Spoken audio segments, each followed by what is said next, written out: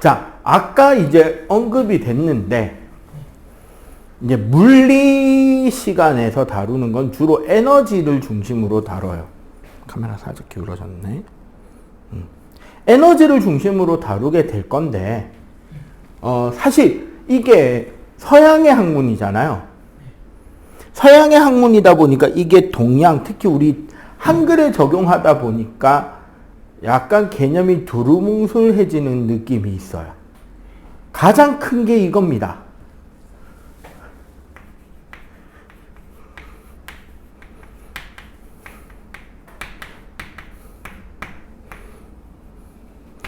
뜨거운 물체는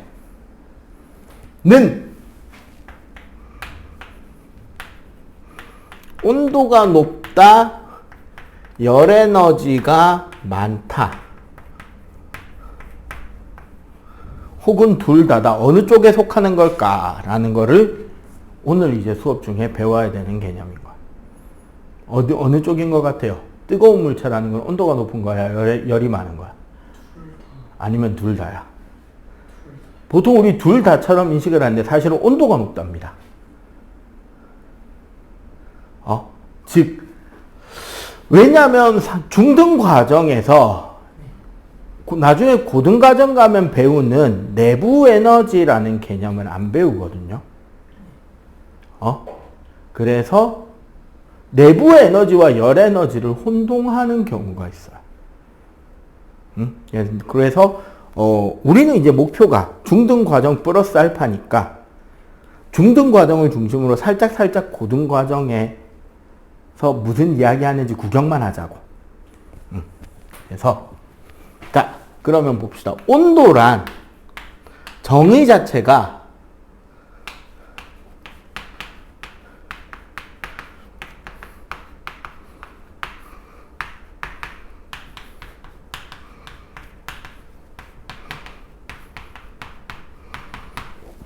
물체의 따뜻한 정도를 숫자로 표현한 것을 우리는 온도라 그래.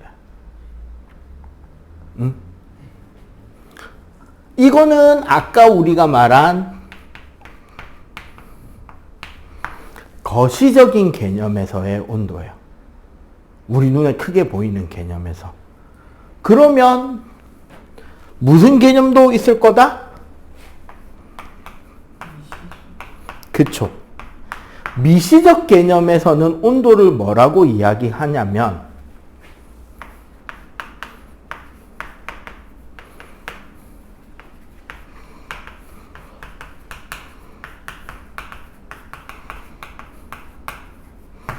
입자 운동이 얼마나 활발하냐를 숫자로 표현하고 있는 게 미시적 개념에서의 온도예요.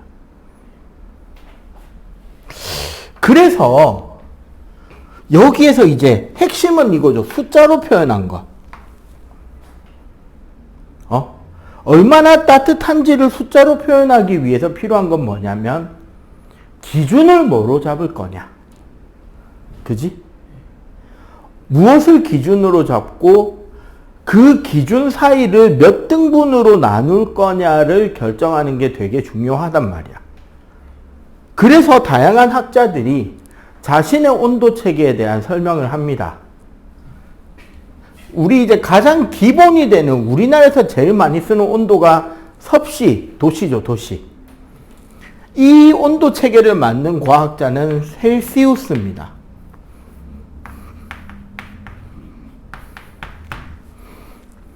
우리가 섭씨온도 하잖아. 셀시우스라는 이 서양인의 이름을 한자로 쓰다 보니까 서비시우가 된 거예요. 중국에서 발음을 한 거예요. 그러니까 셀시우스라는 CL 해서 원래 도시거든요. 그거를 가장 비슷한 발음이 나는 중국어로 발음을 한 뒤에 그거를 한문으로 쓰니까 섭이시우가 된 거야. 셀시우가 섭이시우가 된 거야. 그래서 성씨가 섭인가 보다 해서 섭씨의 온도예요. 처음 듣죠? 셀시우스는 일기압에서 물의 상태 변화를 기준으로 삼습니다.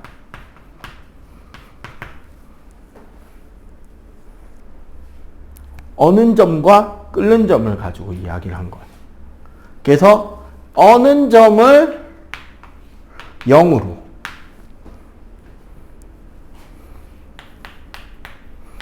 끓는 점을 100으로 해서 요 사이를 몇 구간으로 쪼갠 거다?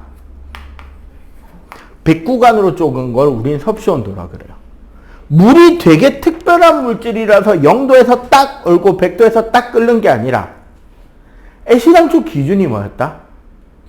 기준이 물이었던 거예요. 우리가 일반적으로 쓰는 온도 체계가 이 셀시우스 그레이드 섭씨온도입니다. 그 다음에 그 유럽에서 프랑스 대혁명은 되게 큰 영향이거든요. 유럽과 뭐 사회 문화만 아니라 과학에서도. 그 프랑스가 쳐들어가지 못한 나라가 있어요. 어디게? 프랑스 대혁명기 이후 나폴레옹 제국 시대까지 해서 나폴레옹이 못 쳐들어간 나라가 있습니다. 영국이에요. 그래서 프랑스와 영국은 지금은 이제 뭐 협력을 하는데 그 바다 건너편에 있는 영국과 프랑스는 뭐 계속 사이가 좀 안 좋긴 했습니다. 많이. 그래서 프랑스에서 만든 단위 체계의 가장 핵심 중에 하나가 우리가 알고 있는 미터법이에요. 미터 쓰고 킬로그램 쓰고 이런 것들이야. 그에 비해서 그래서 어떻게? 반대로 영국에서는 킬로그램 단위, 미터 단위를 좀 덜 써요. 그러다 보니까 영국과 미국에서는 미터법이 아닌 피트 야드를 쓰죠. 인치 피트 야드를. 그리고 온도도 섭씨 온도 잘 안 써요. 뭐를 쓴다?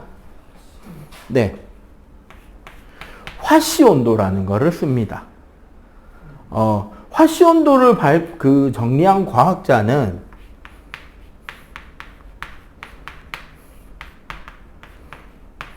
파렌하이트라는 학자야. 그래서 화씨 온도예요. 파렌하이트는 좀 재밌는 생각을 합니다. 온도의 기준을 어떻게 잡았느냐. 온도라는 말 자체가 따뜻한 정도잖아. 사람이 살고 있는 도시가 따뜻함이 음수라는 게 말이 된다, 안 된다? 안 된다라는 생각을 한 거야. 그래서 어떻게 했냐면 1900년 1월에 전 세계에서 사람이 10,000명 이상 살고 있는 도시에 가장 낮았던 곳의 평균 기온을 0으로 잡으려고 했어요. 저기 시베리아 한복판에 있는 무슨 도시가 있대. 거기에 1900년 1월의 평균 기온을 0도로 잡고 사람 체온을 기준으로 잡고 그리고 요 사이에 나중에 네가 2학년 2학기 과정에 가면 배우는 어는 점 내림이라는 게 있어요. 얼음물을 만들면은 0도까지 떨어지거든요. 근데 거기에 소금이나 다른 가루를 타면 0도보다 더 내려가게 할 수 있어요. 근데 이걸 무한정 내려가게 할 수는 없고 보통 가장 많이 내려가게 할 수 있는 온도가 한 영하 14도인가 16도인가 정도가 되는데 물하고 얼음하고 염화 암모늄이라고 아까 우리 앞 시간에 배운 물질입니다. 암모니아랑 염산 그 사이에서 끼어서 만들어진 물질. 걔를 1대1대1로 섞으면 온도가 가장 낮아지는데 그게 한 영하 10몇 도 된대요. 그거를 기준으로 해서 그 사이 온도를 일정 간격으로 쪼갤 수 있는 온도 단위 크기를 생각한 거야. 그래서 만든 온도 체계가 화씨 온도, 파렌하이트 그레이드인데 화씨 온도는 5분의 9 곱하기 섭씨 온도 더하기 32라는 형태로 계산이 돼요. 현재 이제 그 뒤에 정리가 됐어. 문제는 요거 다른 식으로 써도 됩니다.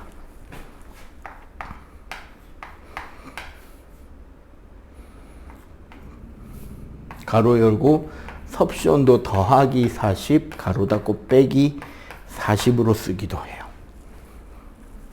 쌤, 밑에 식이 더 복잡하잖아요 라고 생각할 수도 있잖아. 근데 밑에 식을 쓰면 장점이 하나 생겨요. 봐봐. 화씨 온도가 이렇잖아. 그러면 얘랑 짝이 되는 섭씨 온도 공식은 9분의 5 가로 열고 화씨 온도 더하기 40 가로 닫고 빼기 40이 돼버려요. 뒤집기에 더 편한 공식이 생기는 거지.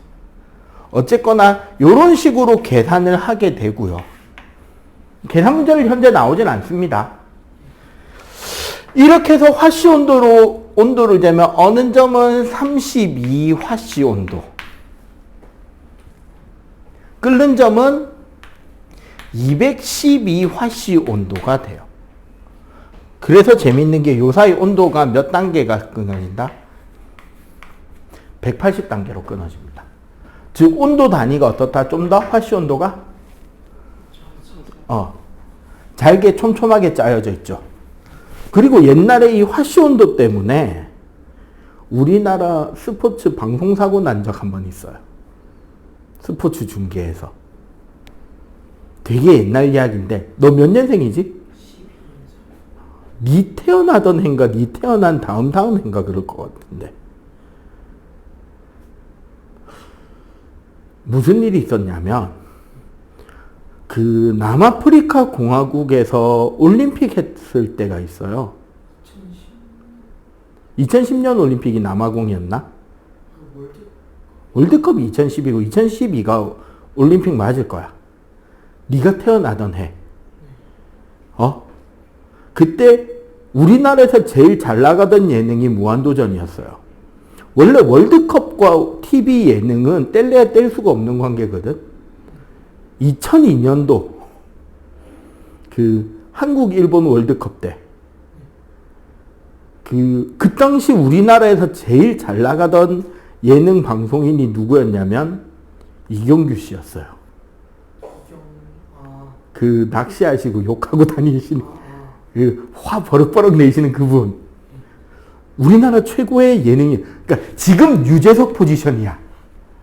어느 정도로 그 사람이 대중적인 인기가 있었고 예능이 크게 도움이 됐냐면 이런 것도 있어요. 막 새벽 4시, 5시에 전국 아무 때나 가서 아침에 신호등, 정지선 다 잘 지키는 운전자가 있으면 아무 다른 차도 없는데 건너는 사람도 없는데 신호등, 정지선까지 칼같이 다 지키는 운전자가 있으면 뛰어내려가서 잡아 세운 뒤에 냉장고 주고 그랬어요.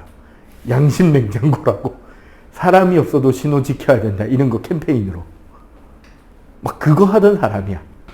그래서 뭘 했냐. 이경규 씨랑 그 당시 영화배우 한 명 있었는데 이경규 씨랑 단짝이. 그 뒤에 음주운전 때문에 좀 안 좋게 돼서 요즘은 TV에 안 나오는 한 명 있어요. 그 둘이랑 PD 한 명을 캠코더 들려가지고 한국 월드컵 경기하는 날 관중석에다 그냥 집어넣은 거야. 대본이고 뭐고 없어. 그냥 월드컵 경기하는 거 응원하는 모습을 100% 생 라이브로 촬영한 뒤에 편집해서 쉽게 말하면 런닝맨 방송하는 시간에 그거 틀어주는 거야. 근데 문제는 2002년에 우리나라가 4강을 갔죠. 월드컵 기간 내도록 그걸 우려먹을 수 있었던 거야. 응원하다가 막 지쳐 쓰러져서 막 힘들어하고 그러다가도 갑자기 또 막 공격해가면 막 일어나서 또 응원하고 대본이고 뭐고 없고 그냥 생 리얼을 한 거야. 그게 MBC였는데 대박이 터졌거든요. 그러고 나서 무한도전이 올림픽의 맛을 들인 거야. 뭐 했냐? 원래 전문 캐스터가 있잖아. 전문 해설자가 있잖아. 거기에 무한도전 멤버 한 명을 끼워놓고 중계방송을 하잖아. 문제는 이게 생방송으로도 나가고 무한도전 녹화에서도 내보내고 한 거야. 근데 무도 멤버들이 다들 운동을 좋아하는 사람들이거든. 그러니까 예를 들어서 유재석, 그 다음에 걔 누구냐, 그레이트 박, 하하, 얘네들은 라디오 MC를 하는 애들이니까 진행을 되게 매끄럽게 잘했어. 그 다음에 정준하, 정영도는 원래 운동을 되게 좋아하는 사람들이라서 일반인의 지식도 되게 좋았고, 그러니까 해설자한테 이 타이밍에 뭘 물어봐야 되는지 돼가지고 되게 케미가 좋았고, 노홍철은 대놓고 편파 응원하면서 또 그 나름대로의 재미가 있으니까 올림픽인데 비인기 종목 중계까지도 막 시청률이 올라간 거야. 그걸 부러워하던 SBS가 그 2년 뒤 브라질 월드컵에서 사고를 쳐버린 거야. 아이돌을 객원 해설자 자리에 앉히는 거야. 돌아가면서. 남자 아이돌, 여자 아이돌. 문제는 그 중에 방송 분량에 욕심을 가지던 여자 아이돌이 중간에 이제 경기 시작 전에 막 경기장 보여주고 뭐 양팀 주요 포지션 보여주고 선수들 뭐 명단 보여주고 막 할 때 있잖아. 경기장 소개에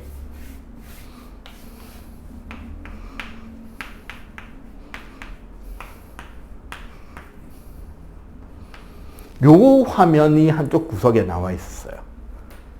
템퍼레처 88 화씨 온도.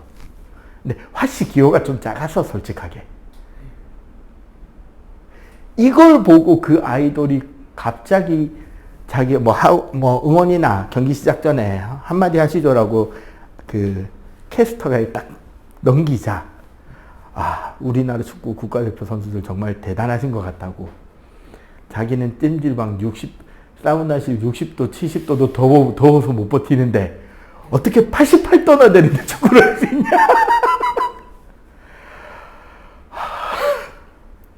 원래 그 다음 대본에 캐스터가 이제 현지 온도는 몇 도, 뭐 습도는 몇 %, 바람은 어떻게 불고 이제 이야기하고 시작할 거 아니야. 이걸 보고 88도라 해버린 거야. 네, 생방으로 나갔죠. 야, 월드컵 경기야. 생방해야 안 해? 하죠. 편집돼 안 돼? 요거 온도 바꾸잖아요. 27도밖에 안 됐어요. 공차기 딱 좋은 날씨. 너무 덥지도 너무 춥지도 않아. 너무 춥지도 않아서 부상이 우려도 없고, 너무 더워서 힘들지도 않은 온도. 그냥 딱 공차기 좋은 날씨였는데 어떻게 88도나 되는데 축구를.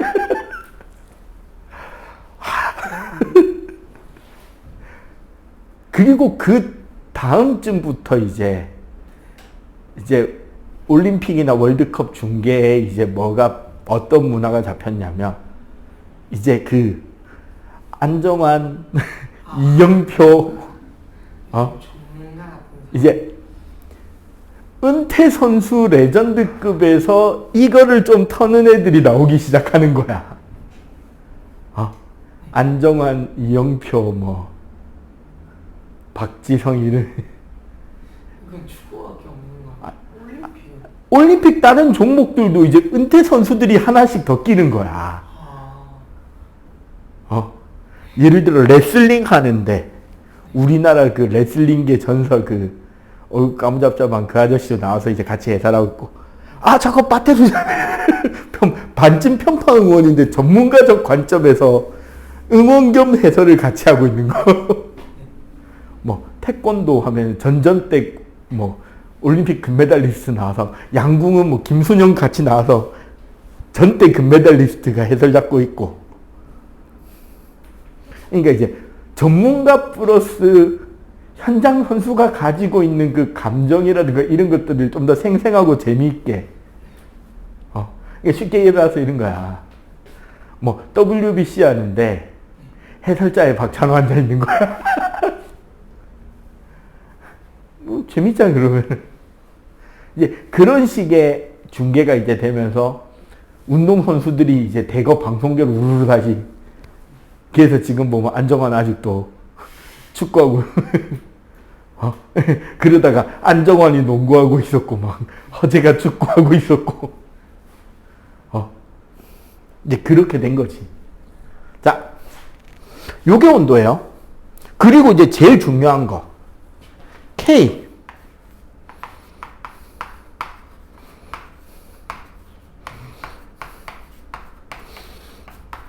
절대 온도. 켈빈.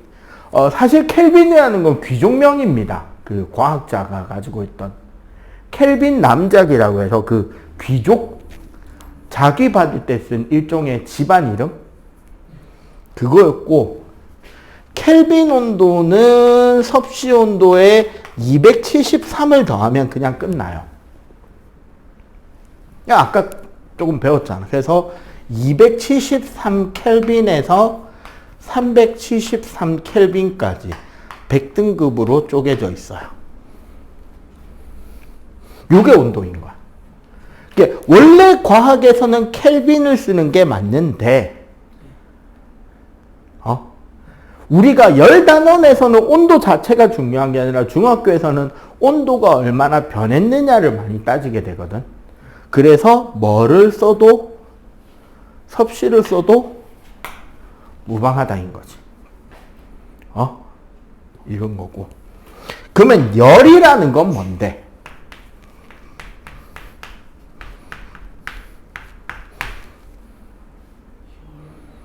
열은 할 수 있는 개통도를 그려봐야 돼요. 기본적으로 물체가 열을 받잖아? 그러면 뭐가 변하느냐? 온도가 변합니다. 그리고 우리 아까 앞 시간에 배운 거랑 그대로 연결이 되는 거야. 이 단원 특징이. 온도가 변하면 뭐가 같이 변한다?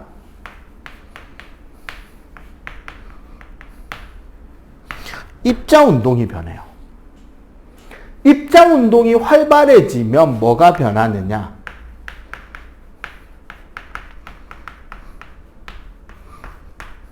입자와 입자 사이에 거리가 늘어납니다. 그러면 입자가 늘어나게 되면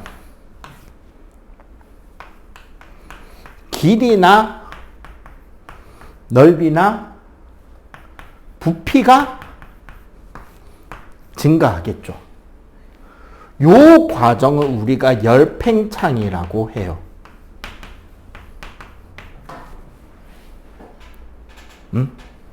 그리고 여기서 다른 길이 하나 나와. 입자 간 거리가 변하게 되면 입자 간 인력도 변해요. 입자와 입자가 결합해 있는 결합력이 약해진단 말이에요. 그러면 요것 때문에 뭐가 변한다?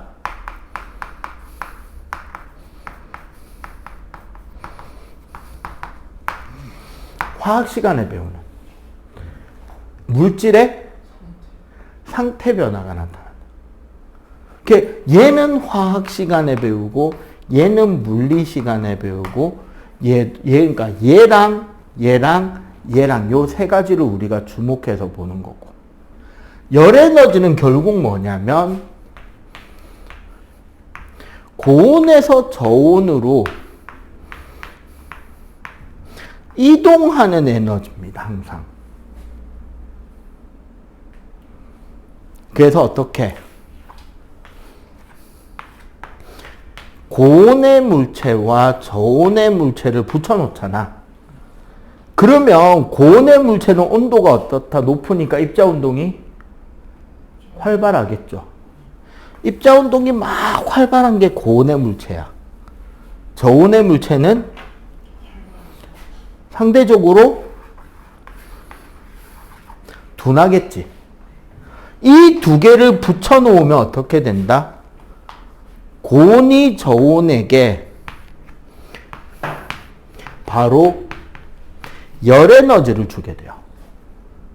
열 에너지 전달하는 방법은 이제 뒤에 배우겠죠. 전도 대류 복사라고. 근데 이 과정에서 어떻게 된다? 얘는 운동이 점점 둔해지고 얘는 운동이 점점 활발해져요. 여기서 이쪽으로 에너지가 갔기 때문에.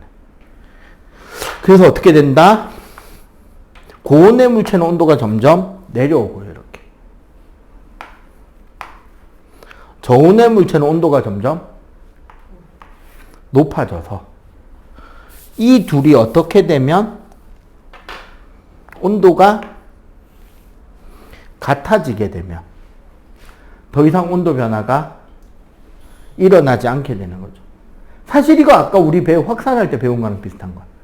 고온에서 저온으로 가는 열 에너지량과 저온에서 고온으로 넘어오는 열 에너지량이 온도가 같아지면 같아지니까 전체적으로 보면 에너지가 이동한다 안 한다? 안 하게 되는 거지. 우리는 그 상태를 뭐라 부른다? 네, 열평형 상태라고 부릅니다.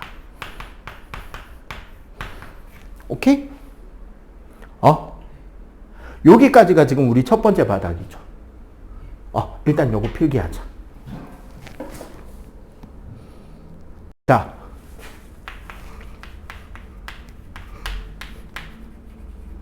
아까 앞에서 이야기한 건 결국 뭐냐? 열은 항상 어디서 어디로 이동한다? 고온에서 저온으로 열이 이동을 하는데 그냥 이동하는 게 아니라 이 안에서도 뭐가 있다? 규칙성이 있다라는 거예요. 자, 첫 번째 전도라는 방식이 있습니다. 전도는 주로 고체에서 일어나는 열의 이동 방식이에요. 얘는 고체에서 일어나는데 어떻게 일어난다?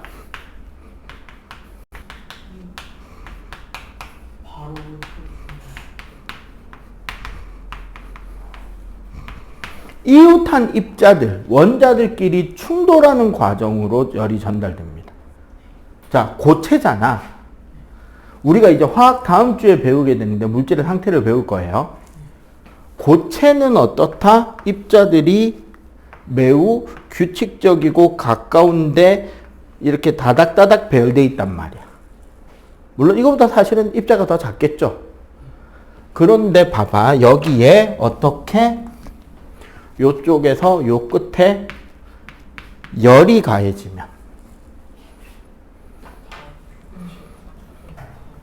얘가 먼저 입자 운동이 어떻게? 활발해지겠지. 그럼 그 활발한 것 때문에 충돌을 할 거 아니야. 그럼 얘도 활발해지겠죠.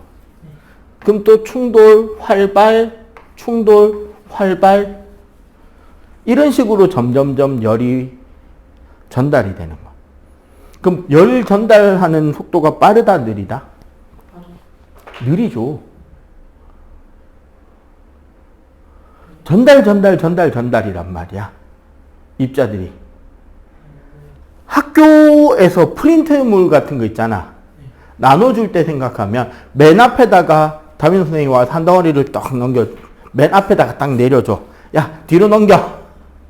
그러면 내 거 하나 받고 뒤로 넘기고, 그럼 두 번째도 자기 거 받아서 자기가 그냥 빼고 뒤로 넘기고 이렇게 전달해 주는 거야. 그럼 끝까지 쭉 가는데 시간이 금방 돼 좀 걸려. 그렇지. 빠른 편은 아니라는 거야. 상대적으로 말하면 느리지만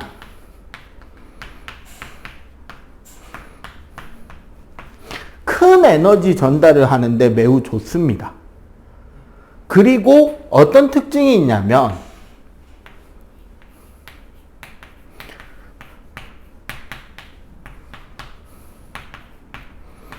보통 금속이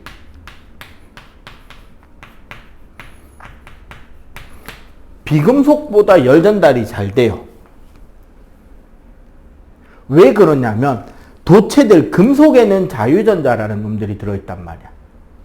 이 전자들이 에너지를 가지고 그 다음 입자한테 먼저 가서 들이받아 주는 거야. 그래서 전달 속도가 금속이 더 빨라요.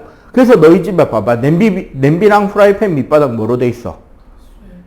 손잡이는 플라스틱이랑 나무죠. 왜? 열 전달까지 그치. 냄비 바닥은 열 전달이 잘 돼야 되고 손잡이는 잘 안 돼야 되니까요. 응? 요렇게 전달되는. 그리고 얘의 특징은 뭐다? 입자의 이동이 있다 없다? 입자 이동 없이 뭐가? 제자리에서 그치. 진동하면서 충돌하는 게 다죠. 이게 전도예요. 응? 자, 두 번째.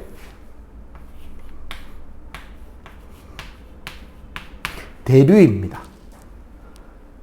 대류가 일어나려면 액체나 기체, 우리는 이 둘을 합해서 뭐라고 부르냐면 유체라 그래서 흐르는 물체의 상태라고 해요. 얘네들은 뭐랑 연결이 되냐면, 자, 열 팽창 때문에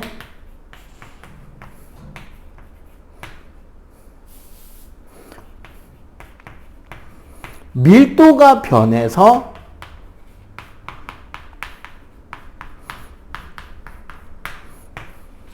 부력이 생겨납니다.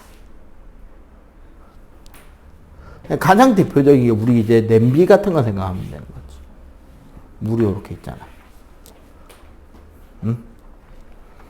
우리 가스버너로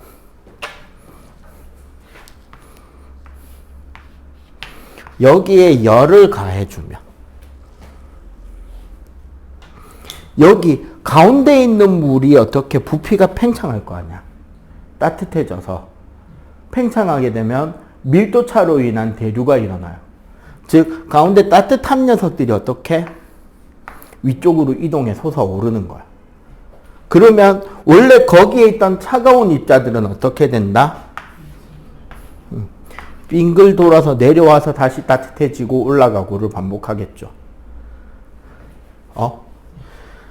자, 대류는 위에 전도와는 달리 뭐다? 입자가 열 에너지를 지니고 직접 이동하죠. 물질이 이동하면서 전체적으로 따뜻하게 만드는 거고.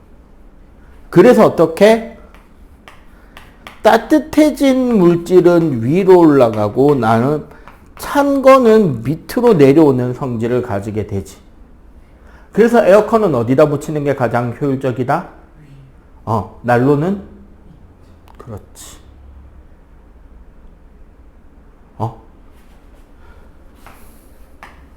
자, 세 번째.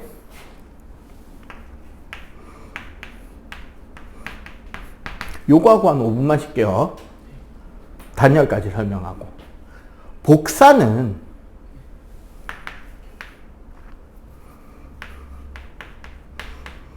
열 에너지가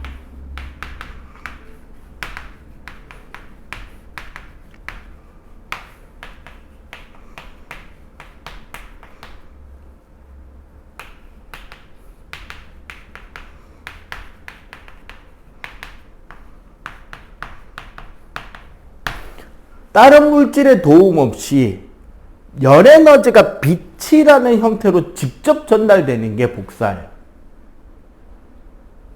그러면 얘는 이제 우리가 제일 쉬운 예를 들려면 양지와 그늘의 차이를 생각하면 되겠지. 그리고 광열기라는 장치가 있어요. 그 빛 에너지 있잖아, 빛. 그 빛을 쏴서 따뜻하게 데펴주는 난로들이 있어요, 보면은. 홈쇼핑에도 가끔씩 팔고. 아니면 옛날 같은 경우는 선풍기 모양으로 생겼는데 그 가운데 빨갛게 불 켜지는 거야.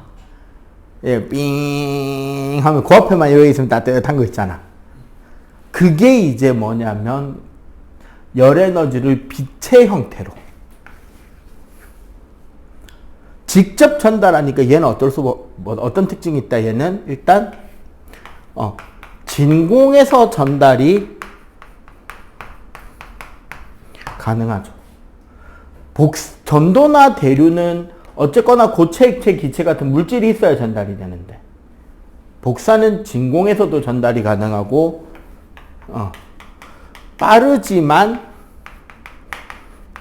효율은 별로 좋은 편이 아니에요. 에너지 전달이 그렇게 큰 편은 아니라는 거지. 자, 네 번째.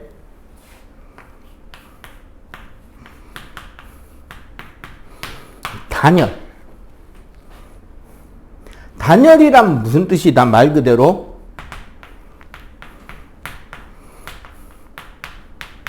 열 에너지의 이동을 뭐 하자? 차단하는 거지. 그럼 이렇게 되면 어떻게 된다? 따뜻한 거는 계속 따뜻하게 보관이 되고 차가운 거는 차갑게 계속 보관이 되겠죠. 선생님이 이거 오늘 올 때 12시 반쯤에 이거 커피를 내가 샀거든요. 지금 아직까지 얼음 소리 봐봐. 그대로 차갑단 말이야. 이거 보온병이거든. 보온 텀블러란 말이야. 그럼 열 에너지의 이동을 차단한다는 말은 말 그대로 전도도 차단, 대류도 차단, 복사도 차단하면 되겠지. 자, 그래서 단열의 예로 첫 번째 텀블러. 보통 우리 보온병 말하는 거죠. 얘는 어떻게 열 에너지를 차단하느냐? 아유, 다리야. 좀만 자자. 자, 첫 번째 나오는 개념이 이중벽이라는 키워드가 나와요. 자, 요거 보면 선생님 통 되게 크잖아. 물론 안에도 크긴 합니다만 요걸 뚜껑을 이렇게 열어보면 바깥의 통보다는 안의 통이 확실히 작죠? 맞지? 그 이유가 벽이 이중으로 되어 있어요.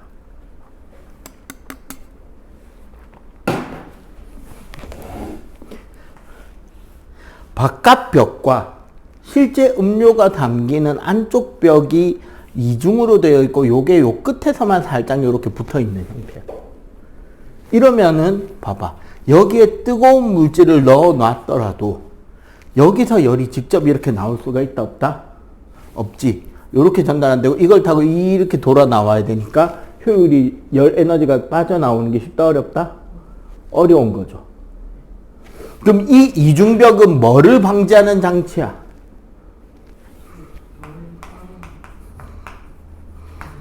전도가 직접 일어나지 못하게 하는 거야. 선생님이 옛날에 저기 동네에 가면 선생님이 좋아하는 밀면집이 하나 있어요. 뭐 동네마다 있긴 한데 거기에 그 육수컵이 이중컵이었거든. 나 그날 입천장 다 까지는 줄. 그릇이 이렇게 생겼어. 둥그렇게. 근데 안에 육수가 담겨 있는 건 요렇게 돼 있는 거야. 그러니까 여기가 이렇게 붕 떠 있는 거지. 아니, 컵. 그러니까 안에는 쫙 좁고 바깥에만 둥그렇게 돼. 이거 여기가 떠 있는 거야. 그럼 밖에 이렇게 만지면 컵이 뜨거운지 안 뜨거운지 감이 있다 없다? 그치, 덜하겠지. 쭉 마셨다 죽는 줄 알았습니다. 아이씨, 속았잖아. 가끔씩 보면 식당에 공깃밥 그런 것도 이제 이런 그릇 써요. 그럼 밥그릇 뒤에 잡아도 덜 뜨겁겠죠. 그리고 장점이 하나 더 있지. 그릇은 근데 밥은 얼마 안 돼가죠. 진짜 꼬라게. 이중벽은 전도를 막습니다. 그러고도 부족해서 요 안쪽 공간을 진공 처리해요.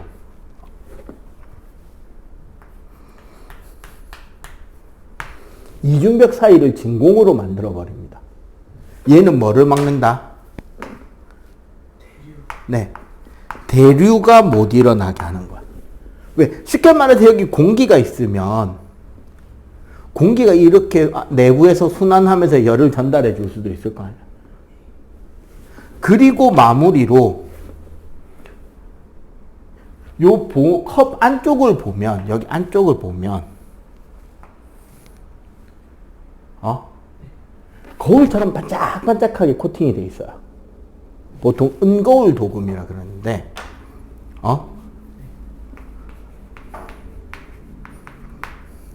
요거는 왜 해놨다? 거울이잖아. 그치? 복사가 못 일어나게 하는 거야.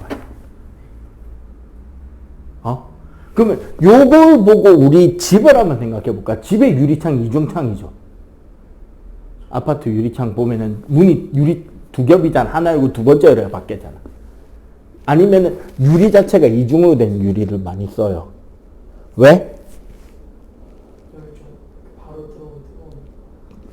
그러니까 안에 있는 따뜻한 기운이 밖으로 빨리 안 빠져나가게. 여름에는 바깥에 더운 기운이 안으로 바로 잘 안 들어오게 막아주는 효과가 있다.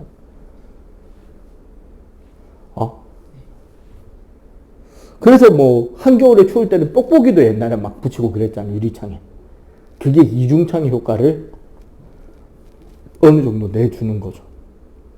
특히 이중벽하고 많이 비교를 하는 것 중에 하나가 뭐냐면 패딩입니다. 이제 슬슬 추워지니까 꺼내 입을 생각이 들잖아. 패딩은 얘네들을 각각 뭐로 이루어져 있느냐? 내피와 외피가 떠있죠. 우리 살에 닿는 부분하고 바깥 부분이 이렇게 두 망이 붕 떠있잖아. 얘가 무슨 역할을 한다? 이중벽 역할을 대신하는 거야. 즉 전도를 막아줘요. 그러면 대류를 막는 진공의 역할은 누가 대신하느냐? 네. 털이죠. 털. 털과 솜이 진공의 역할을 대신합니다. 왜? 공기순환이 잘 안 일어나도록 방해하는 효과가 있다는 거예요. 그럼 은거울 도금은 사실 가끔씩 보니까 있더라. 선생님 아들내미 거도 있는데 등판에 은박지 붙은 거 있어요. 등판 내피에. 그러니까 안쪽이 바깥쪽이 아니라 안쪽이 중요한 거야. 특히 우리 패딩 점퍼 딱 우리 등 닿이는 부분 있잖아. 거기 이렇게 사다리꼴로 은박지 붙은 게 있어요. 너 기억하지? 코로나 터졌을 때 우리 어디 들어가려고만 해도 뭐 했어? 손소독제하고 마스크하고 그 전에 먼저 건물 앞에서 이마 깠잖아. 기억하죠?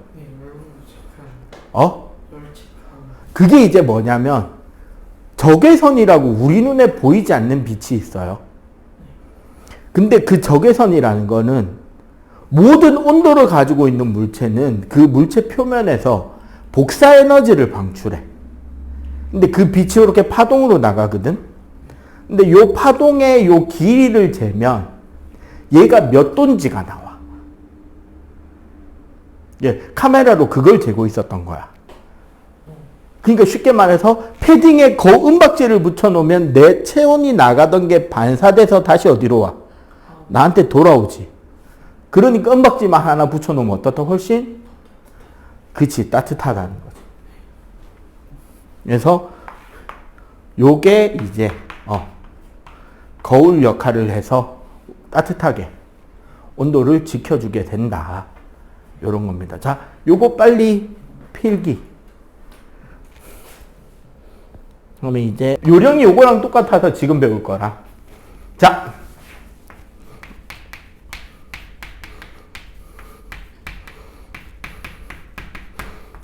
사실 저 방법이 원래는 나 검사할 방법 찾다가 찾은 거야. 똑같은 풀이로 2번 풀어가지고 검산이 됐다라는 건 웃기는 일이잖아. 내가 잘못 알고 잘못 풀 수도 있는데 잘못 푸는 걸로 2번 풀어서 답이 같으면은 당연히 틀리지. 맞지? 그래서 전혀 다른 방향에서 문제를 풀 수 있는 방법이 없을까를 찾아보다가 찾은 방법이에요. 규칙성을 찾다가. 과학이란 규칙적으로 반복되는 걸 찾는 거라서. 자, 열량의 계산. Q. 열에너지입니다. 열에너지의 단위는 보통 우리가 킬로칼로리라고 그래요. 열에너지란 고온에서 저온으로 이동한 에너지량 자체를 이야기를 하는 거고요. 참고로 1kcal라는 거는 물 1kg을 1도씨 상승시킬 수 있는 열에너지량으로 약속을 한 겁니다. 물 1kg을 지금 온도에서 1도를 더 올리는데 필요한 열을 1kcal라고 약속한 거고, 그러면 그냥 1칼로리도 있겠죠. 킬로가 10의 3승이니까. 그거는 물 1g을 1도 올리는데 필요한 에너지가 1칼로리가 돼요. 오케이? 자, 두 번째 C, 비열. 얘는 좀 단위가 기니까 잠깐 비워놓고, 비열의 정의는 어떤 물질 1kg을 1도씨 상승시킬 수 있는 열에너지인데, 이건 물질이 가지는 고유한 값이 돼요. 물질마다 그 값이 다르고. 근데 우리 수학 시간에 사실 배우는 것 중에 되게 중요한 것들이 많아요. 비례식을 분수로 표현하는 거 초등학교 3학년인가 4학년인가에 배우지 않나? 그죠? 분수의 표현. 비례식이요? 총 몇 개 중에 몇 개. 몇 대 몇. 이게 사실은 비례의 개념이잖아. 유리수 할 때도 중2 때 유리수 들어갈 때도 배울 거고. 기준이 되는 값은 분자예요, 분모예요? 기준이 되는 값은 분모예요. 그치, 기준값이 분모죠. 그럼 봐봐. 어떤 물질 1kg당 1도만큼 상승시킬 수 있는, 여기까지가 기준이지. 그래서 1kg당 하려면 질량으로 나누면 되네. 1도만큼 변화시키는데 온도 변화로 나누면 되잖아. 필요한 열량을 뭐라고 한다? 비열이라고 한다. 응? 그러면 우리 요 공식을 Q는으로 정리할 수 있잖아. Q는으로 정리한 게 뭐가 된다?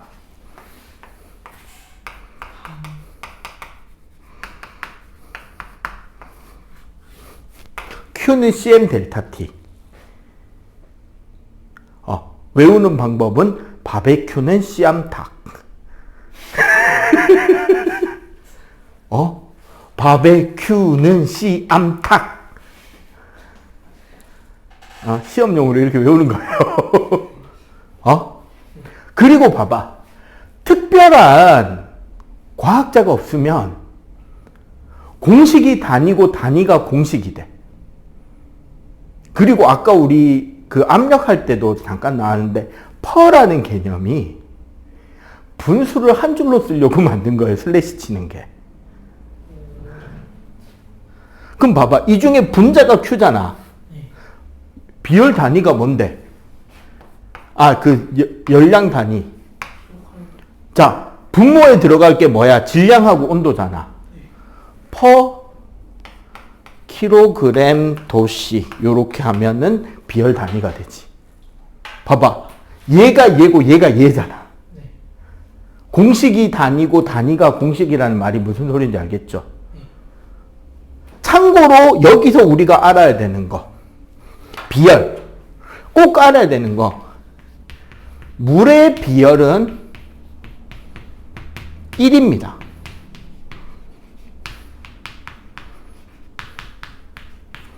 그리고 이 물의 비열이 최대값이에요. 물보다 비열이 큰 게 없어요. 이게 비열은 0. 몇으로 나오지 1보다 큰 값은 못 나옵니다. 아까 우리가 온도의 개념이 입자운동의 정도라 그랬죠. 그리고 각 입자가 가지고 있는 입자운동의 에너지를 우리는 내부 에너지라 그래요. 그게 높은 게 온도가 높은 거예요. 물질적으로. 근데 물은 분자 중에 상당히 가벼운 분자에 속해요. 물은 분자 자체가 가볍거든. 근데 물은 분자와 분자 사이의 인력이 졸라 커요. 그래서 물은 그 작은 분자량으로도 액체로 존재해. 증발도 상대적으로 잘 안 되는 편이고. 왜? 인력이 크니까. 그럼 봐봐. 물 1kg은 다른 물질 1kg들에 비해서 입자수가 상당히 많은 편에 속하죠. 그러면은 물 1kg한테 열을 주면 그 입자 개수만큼 열 에너지를 각 입자들이 나눠 가져야 돼. 다. 그럼 분자가 무거운 분자는 분자가 몇 개 없을 거 아니야. 같은 질량에. 그리고 입자 하나하나가 열을 어떻게 받아요? 많이 받겠지. 근데 물처럼 그 가벼운 분자는 한 분자가 가지는 열 에너지량은 되게 적죠. 질량이 작으니까. 입자수가 많으니까.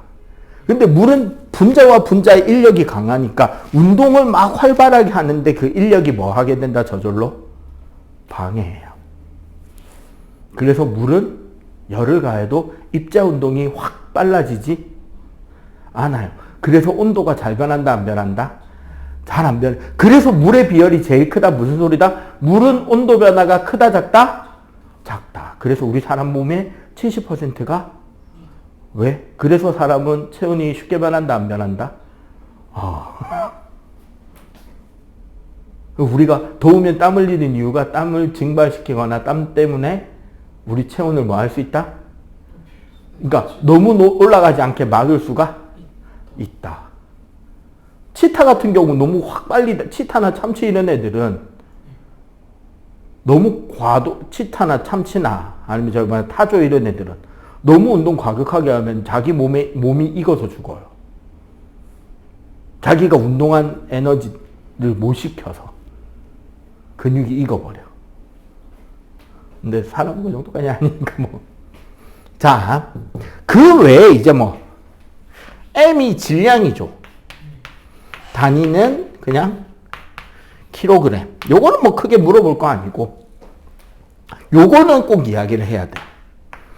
델타 T, 이걸 온도 변화라고 해요. 자, 수학에서 우리 요 델타라는 기호 이제 봤을 거 아니야. 공수2 하고 있으면은. 델타라는 거는 원래 무슨 뜻이다? 변화량을 의미합니다. 그러면 T가 템퍼레처라서 온도니까 델타 T는 온도의 변화량인데 원래 변화량이란 나중 빼기 처음을 변화량이라고 하잖아. 근데 그렇게 해버리면 델타 T는 0보다 클 수도 있고 0보다 작을 수도 있겠죠. 왜? 온도가 올라갈 수도 있고 온도가 처박힐 수도 있잖아. 근데 이렇게까지 넣으면 사실 고등과정을 지나서 대학과정 가면 절대값을 안 씁니다. 그리고 그 열의 부호가 열의 이동 방향을 설명하게 된단 말이야. 원래는 그렇게 돼야 돼요. 근데 문제는 뭐냐? 나중에 그렇게까지 초심화 과정까지 가잖아? 그러면 물리랑 화학에서 열 이동 방향의 부호를 반대로 설명해요. 똑같은 공식인데 물리에서 쓰는 공식과 화학에서 쓰는 공식에 Q 부호가 반대로 적혀 있어요.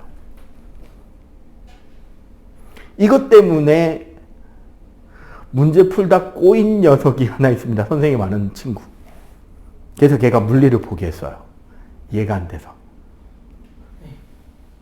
왜냐하면 아까 살짝 언급이 됐어. 왜 그런 차이가 나는지. 물리학은 운동을 관측하잖아요. 그 미시적 관점에서 많이 볼까? 거시적 관점에서 볼까? 네. 그러니까 물체가 움직이는 거 한 발 빠져서 본단 말이에요. 밖에서. 화학은 물질의 성질을 탐구하는 과목이다 보니까 미시적인 위치에서 봐야 돼. 그럼 나는 그 실험 밖에서 봐야 돼. 그 실험 안쪽의 입장에서 보게 돼. 서로 보는 방향이. 그러니까 내가 니한테 500원을 줬으면 나는 500원을 줄은 거고 니는 500원이 늘어난 거잖아. 부호가 그래서 바뀌어요. 그래서 풀다 보면 헷갈린단 말이야. 헷갈리는 크기를 줄이는 방법이 그거야. 애시당초 얘를 뭐로 생각하자? 절대값으로. 그럼 어떻게 생각하면 되느냐? 내가 잃어버린 돈의 양과 네가 따간 돈의 양이 같다 해버리면 되잖아. 그럼 실수가 줄겠죠? 그래서 여기를 절대값을 치고 나니까 항상 고온 빼기 저온의 문제로 풀게 된다는 거죠. 오케이? 자, 그래서 요 공식 바베큐는 씨암탉을 베이스로 열량 계산을 하게 됩니다. 물론 계산 문제는 요즘은 좀 덜 내는 편이기도 하고 문제집이나 보면 비열 공식을 요렇게 주는데 이걸로 비열 구하려고 하지 마세요. 난 이거를 공식을 적어주는데 이거는 외우지 말게 시킵니다. 이거 외우게 시켜요. 왜냐? 솔직하게 내가 지금 이 분필 갖고 밥 벌어 먹고 살기 시작한 지가 한 20년쯤 됐네요. 애들이 100점을 놓쳐오는 케이스가 어느 정도 공부를 배웠잖아요. 몰라서 100점을 놓치는 아이들은 없어요. 모르는 문제 나와서 틀렸어요 하는 놈들은 거의 없어요. 아, 쌤 실수했어요. 헷갈렸어요. 약분 실수했어요. 빼기 실수했어요. 빼야 되는데 더 했어요. 온갖 종류의 실수로 점수가 감점당해 온단 말이야. 그럼 사실 점수를 따는 방법은 실수를 줄이면 점수가 많이 올라와요. 그러니까 최소한 학생이 내가 참 공부 가르칠 때 되게 싫어하는 말 중에 하나입니다. 외우긴 해야 돼요. 기본 중에 기본이야, 그거는. 그러니까 막 책을 글자 그대로 달달 외우라가 아니라 오늘 뭘 배웠는지에 대한 기억을 다음 주까지 가지고는 와야 될 거 아니야. 그러면 그걸 그냥 정상적으로 잘 따라왔잖아. 그럼 몇 점이 나오냐? 65점에서 70점이 나와요.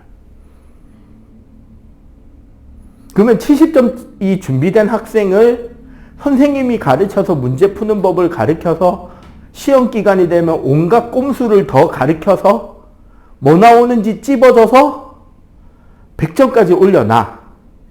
거기서 네가 실수를 덜 해야 90점이 되는 거야. 실수를 확 하면 80점대가 되는 거고. 알겠어? 그래서 실수를 줄이는 법을 찾는 거야. 이 열량의 계산도 그래서 요즘은 직접 계산하는 문제는 안 나오긴 하는데 그래도 알고는 있어야 돼요. 그래서 실수를 줄이려면 분수로 약분 안에서 틀리는 것보다 차라리 1차 방정식 형태가 실수가 적게 나와. 그래서 나는 분수를 싫어합니다. 가급적이면 뭐로? 분수 없이 푸는 걸 권장해. 그게 실수가 적더라고. 자, 문제 패턴 1. 제일 먼저 나오는 문제 패턴입니다. 단순 계산이에요.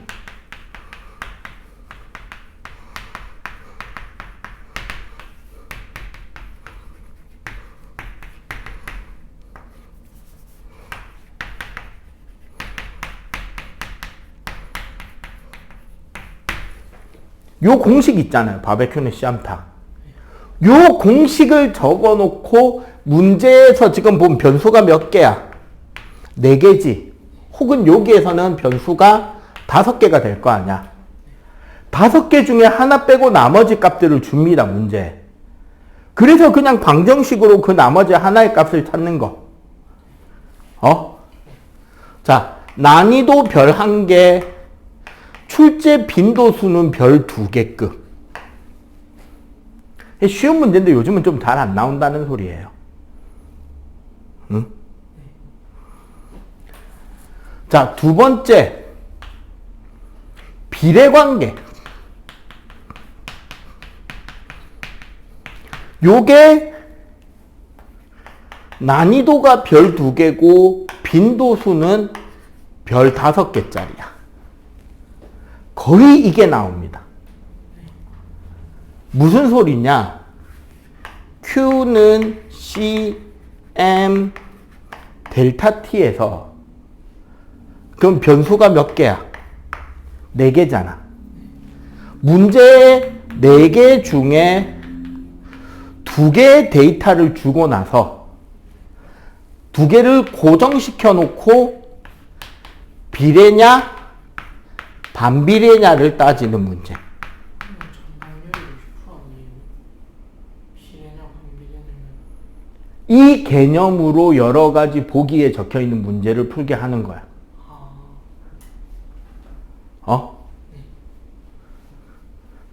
자, 실제로 워크북에 잠깐 보면 그래서 다 문제가 준비돼 있죠.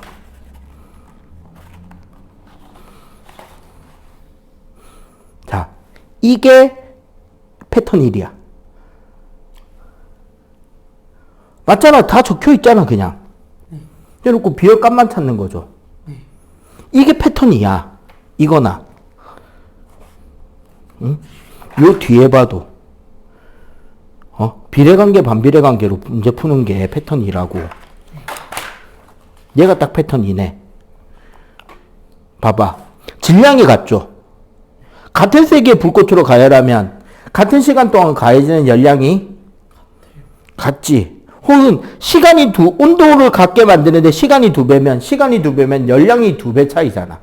그럼 비열은 자, 질량도 같고 온도 변화가 같은데 열 가한 양이 1대2야. 그럼 비열도 몇 대 몇이다?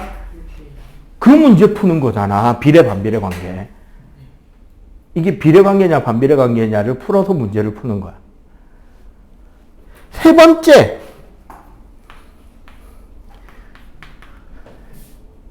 열평형 문제가 나옵니다. 얘가 난이도 별 5개인데 요즘에 출제 빈도수는 별 3개로 줄었어요. 어려운데 원래 많이 나왔어요. 옛날에는 얘는 100점 예방용으로 출제율 100%였다가 요즘은 안 내. 간혹 내긴 하는데 옛날보다는 덜 나와. 이게 이제 뭐냐면 이 워크북에도 아직 이 문제는 있을 거야. 요거예요.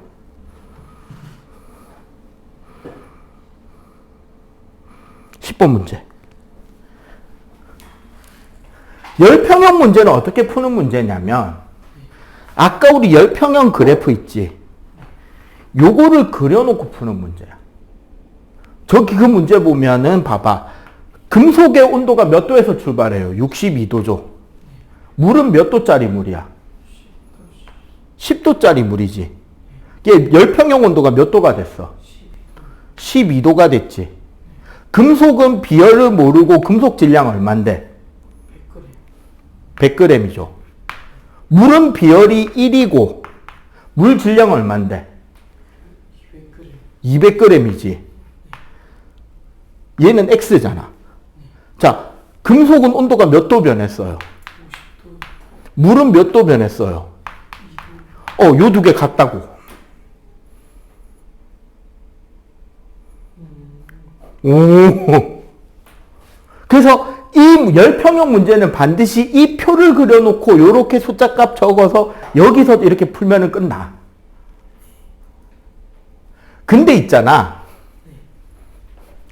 3-1이 내가 아까 푼 그 농도 문제랑 같은 거야. 3-1은 사실 뭐냐면 2번과 3번 문제의 합입니다. 얘는 뭐냐면 열평형인데 그런데 어떤 문제냐? 같은 물질에서 혹은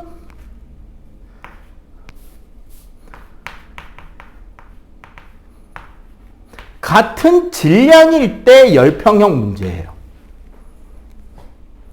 보통 같은 물질일 때, 한마디로 물 2개 섞을 때 평형온도 빨리 찾기. 그럼 봐봐. 같은 물질이잖아. 방금 사실 우리가 푼 요게 뭐냐면 어떻게 푼 거냐면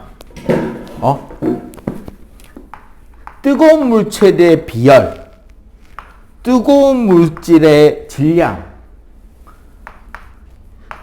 뜨거운 물질의 온도 변화가 차가운 물질의 비열, 차가운 물질의 질량, 차가운 물질의 온도 변화와 같다로 놓고 푼 거잖아. 근데 여기서 물질이 같으면 비열이 같죠? 그럼 어떻게 돼? 얘가 약분돼 버리지. 그러면은 얘랑 같다가 되는 거잖아. 그럼 어떻게 되느냐? mc분의 mh는 델타 h분의 델타 tc가 돼. 질량비와 온도 변화비가 반비례가 된다고요. 아까 우리 농도랑 똑같다고. 이게 무슨 문제냐? 예를 들어 이런 거야. 자, 0도에서 100도까지 10도 단위로 온도 2개. 몇십 도하고 몇십 도? 20도. 크게 차이를 내는 게 좋죠. 예를 들어 20도씨 물하고 70도씨 물. 20도씨 물 몇 그램 할까? 100g. 70도씨 물 400g. 2개 섞으면 60도. 아까 그 우리 농도 그거랑 같다니까? 질량이 몇 대 몇이야? 1대 4잖아. 그럼 온도 변화가 몇 대 몇? 그럼 몇 도야? 60도요. 끝. 여기서 나의 공식으로 증명했잖아.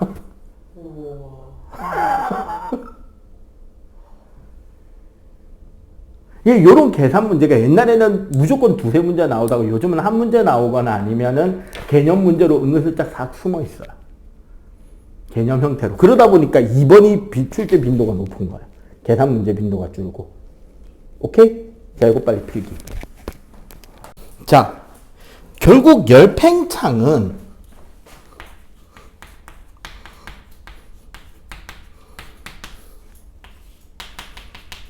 여기 입자들이 있잖아요. 응? 입자들과 입자들 사이에 서로 끌어당기는 힘,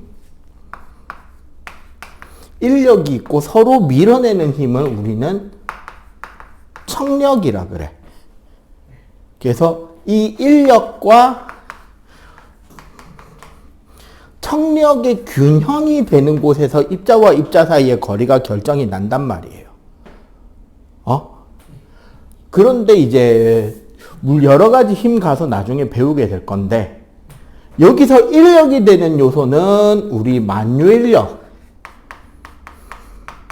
보통 우리가 중력이라고 부르는 힘과 전기력, 자기력 등이 있어요. 경전기 힘, 자석의 힘. 떨어지려는 힘도 전기력과 자기력이 있는데, 공통점이 있어. 가까워지면 사실은 인력과 청력이 다 커지긴 하는데, 일정 거리 이상으로 붙잖아? 그러면 갑자기 청력이 확 커집니다. 전자들이 차지하고 있는 공간끼리 겹쳐지기 때문이에요. 그럼 청력이 확 갑자기 커져. 인력 커지는 것보다. 그럼 서로 입자가 가까워지면 어떤 힘이 더 크게 작용한다? 밀어내는 힘이 작용한다는 거지. 근데 입자가 멀어지잖아? 그러면은 얘네들도 약해지고 얘네들도 좀 약해져요. 그럼 입자가 막 운동하고 있잖아. 실제로는 멈춰있는 게 아니라. 그러면은 운동이 활발하면 활발할수록 가까이 붙으려고 한다? 멀리 떨어지려고 한다? 떨어지려고 하게 된다는 거예요. 그것 때문에 생기는 게 열팽창인데, 이 이야기를 왜 했느냐? 입자 간 거리에 뭐가 연결되어 있다? 인력 요소가 포함되어 있다라는 걸 이야기하고 싶은 거야. 그래서 열팽창은요, 고체, 액체, 기체에서 고체보다 액체가 많이 되고 액체보다 기체가 훨씬 많이 되는데 우리는 기체를 여기서 다루지 않아요. 왜? 기체의 열팽창은 오늘 우리가 앞에 화학 시간에 배웠거든. 기체의 열팽창이 바로 뭐였냐면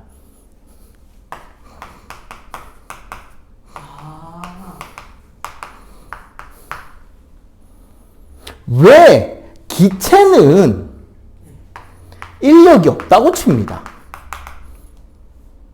입자와 입자 사이에 인력이 없다고 친다고. 입자와 입자 사이에 인력이 없다고 치기 때문에 기체 종류, 입자 종류에 상관없이 똑같이 팽창하는 거야. 그 말은 뭐다? 얘네들은 입자 종류에 따라 팽창이 차이가 난다는 소리죠. 고체하고 액체는. 응? 이게 우리가 고체에서 이야기하는 게 바로 바이메탈이에요. 그 나중에 네가 영어 공부하다가 보면 알게 되는데 어떤 영어 단어 앞에 바이가 붙잖아. 이게 라틴어에서는 di, 다이였거든요. 예, 이제 현재로서는 이제 영어에서는 바이를 쓰는데 이 바이의 뜻이 뭐냐? 숫자 2를 상징합니다. 그거 아니에요. 그 화학 시간에 근데 그 구리랑 철이랑 해가지고 맞아요. 그게 바이메탈이야. 그거 금속 2장.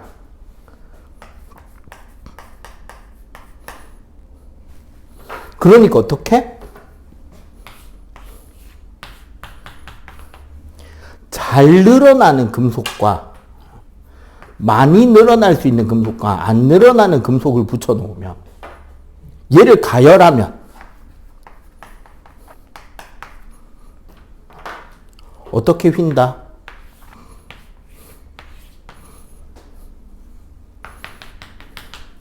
잘 늘어나는 게 더 늘어나니까 일로 휘겠지.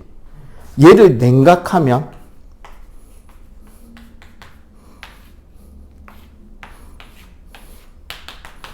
잘 늘어난다는 말은 잘 줄어든다는 소리니까. 그래서 온도에 따라 얘가 이렇게 휘어진다고.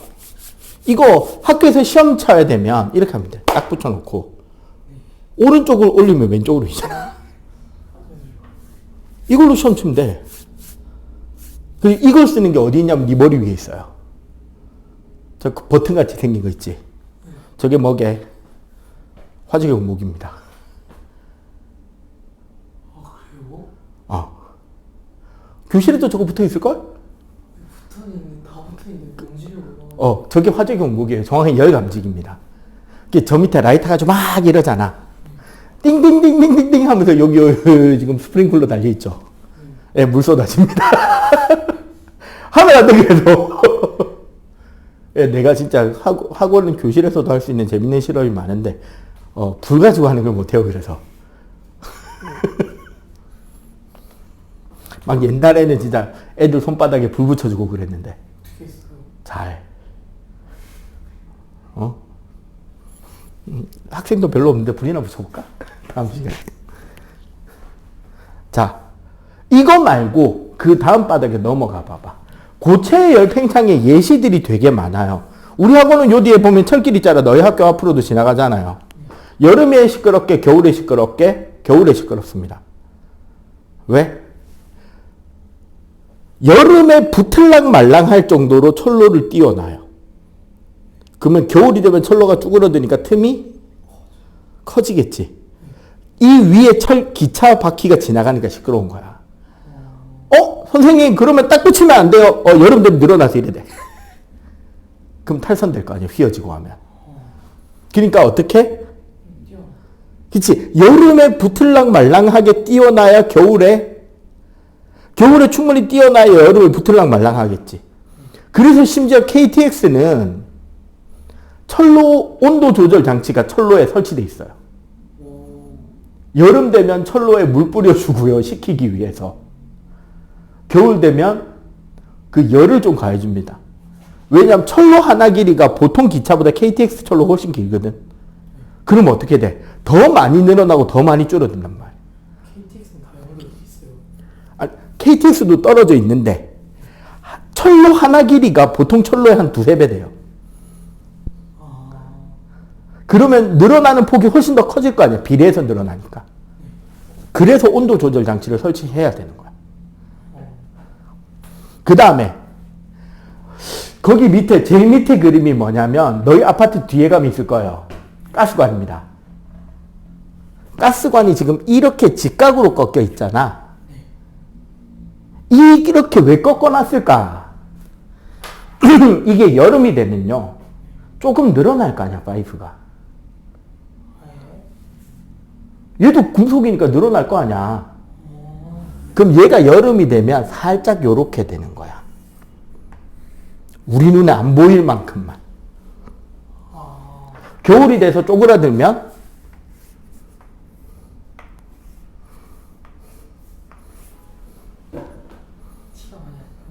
티 안 나는 정도에서만 움직이는 거야. 저렇게 디귿자로 꺾어놔요. 안 그러면 어떻게 된다? 아니지, 꼭대기층은 빠지죠. 건물이 늘어나는 거랑 그 구리 파이프가 늘어나는 게 다른데? 물질마다 다르다 그랬잖아. 아니, 이거를 그냥 직선으로만 뽑아 놓으면. 이렇게 안 꺾어 놓으면. 봐봐. 10m에 1cm가 변한다고 쳐요. 아니, 10m에 0.5cm만 변한다고 쳐. 근데 10m 해봐야 3층밖에 더 돼. 그럼 저기 제니스 같이 한 100층짜리 아파트는 맨 위에 몇 cm가 변해야 돼? 그럼 파이프 빠지지. 그러니까 몇 층마다 하나씩 이걸 설치해 놓는 거야. 얘가 흡수해 줄 수 있는 거리가 있으니까. 그리고 우리 인류가 건물을 지을 수 있는 가장 축복받은 성질이 뭐냐면 철근의 팽창과 콘크리트의 팽창이 똑같아요. 그러니까 붙어 있는 거야. 철근은 위아래로 누르는 힘은 약해. 잡아 당기는 힘은 세거든. 근데 콘크리트는 위아래로 눌려지는 힘은 강한데 잡아 뜯는 힘에 약해. 근데 이 두 개를 굳혀 놓으면 둘 다 강해져. 서로 힘이. 그리고 팽창률이 어떻다? 완벽하게 똑같아요. 이게 우리 사람 이빨 때울 때 그 아말감으로 때우잖아요. 충치.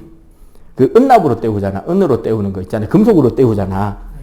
이게 그 합금을 쓰는 이유가 정확하게 이빨하고 열 팽창이 똑같아서 그걸 쓰는 겁니다. 왜? 이게 딱 이렇게 구멍을 팠지? 여기 이렇게 떼었지? 근데 얘가 더 많이 늘어나는 물질이면 뜨거운 거 먹을 때 이빨 뽀개버린다? 아니면 얘가 너무 안 늘어나고 이빨이 더 많이 늘어나면 그치? 떠가지고 빠지겠지. 되게 중요한 거예요. 열 팽창이. 자, 그 다음에 딱 한 5분만 더 할게요. 액체.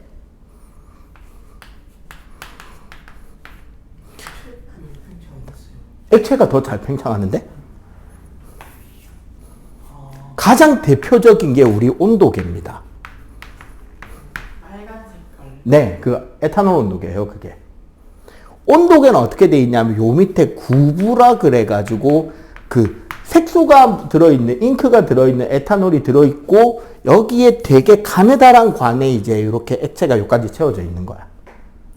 그렇게 해놓고 얘가 따뜻해지면 이 여기 안에 있는 액체가 팽창하니까 얘가 올라가겠죠. 차가워지면 내려올 거 아니야. 부피가 주니까. 근데 액체의 성질에서 제일 첫 번째 헷갈리게 하는 부분이 하나 있어요.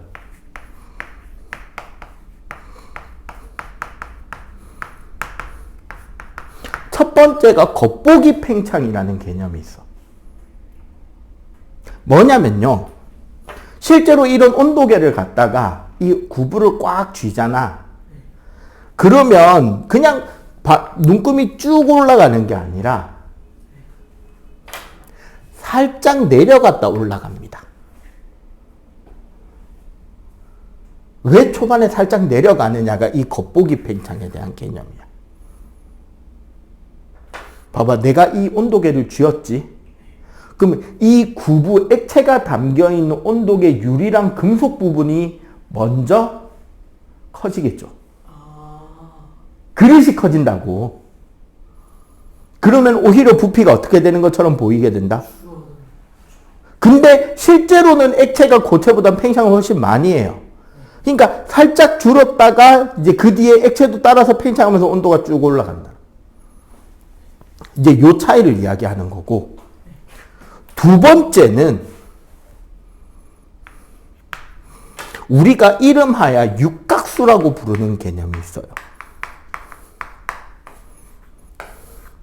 바로 물의 열 팽창입니다. 물이라는 물질이 가지는 되게 특이한 현상이 하나 있어요. 일단 기본적으로 물은요, 고체가 액체보다 부피가 커요.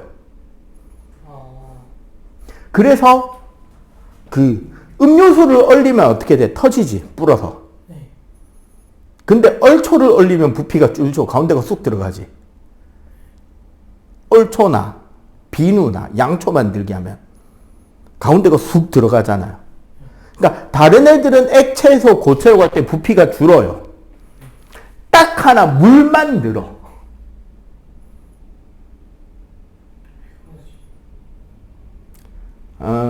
왜에 대한 답은 거기에 있어요. 겨울왕국의 힌트가 있습니다. 엘사가 가출해서 자기 성을 짓잖아. 기둥이 몇 각형이었게? 방은 육각형이었어요. 왜 육각형이게? 눈의 결정 모양 사진 본 적 있죠, 어릴 때. 몇 각형이었어요? 육각형이요. 네. 왜 육각형이게요? 물은 고체로 얼잖아. 그럼 분자 자체가 벌집 모양으로 이런 육각형 구조로 연결이 돼요. 그러면서 요 가운데 빈 공간이 생겨. 그래서 물은 얼면서 부피가 커져요. 부피가 커지면 밀도가 작아진단 말이야. 그러면 위로 뜨게 돼 있어. 그래서 물은 어디부터 온다? 표면이 얼죠. 나머지 물질은 액체가 고체가 되면 부피가 줄거든? 그럼 나머지는 고체가 되면 어떻게 돼요? 밑으로 가라앉는단 말이야. 바닥부터 얼어 올라와요. 근데 물은 위에가 얼어. 그 특성이 부피가 이렇게 된다고. 근데 몇 도에서 부피가 제일 작냐면 4도씨에서 제일 작아집니다. 왜? 4도씨 이하에서 물 분자들이 이렇게 육각형을 만들기 위한 구조 준비가 들어가는 거예요. 그래서 오히려 부피가 늘어. 이 성질 때문에 겨울철에 호수에 가면 위에가 얼잖아. 그러면 물 제일 바닥에는 몇 도씨가 깔린다? 4도씨. 그러니까 여기에 뭐가 살 수 있다? 그렇지. 위에가 얼고 밑에 이 얼음 때문에 오히려 냉기가 밑으로 더 못 들어오게 막아진단 말이야. 그래서 우리 얼음 낚시할 수 있는 거예요. 이런 성질들이 전부 다 뭐랑 관련이 있는 거다? 열 팽창과 관련이 있는 거다. 오케이? 요거 1학년 단원들이라 가지고 아마 조금 봤을 거예요. 그래서 여기까지 이렇게 풀어와 주십, 여기까지가 오늘 수업 내용이고요. 응?